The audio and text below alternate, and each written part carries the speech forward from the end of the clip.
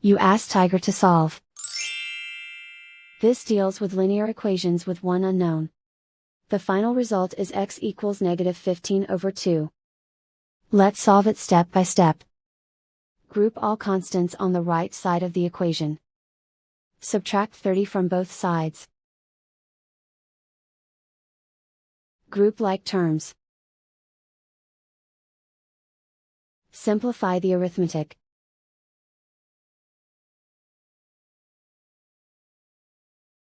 Isolate the x. Divide both sides by 4. Simplify the fraction. Find the greatest common factor of the numerator and denominator. Factor out and cancel the greatest common factor. And so the final result is x equals -15/2.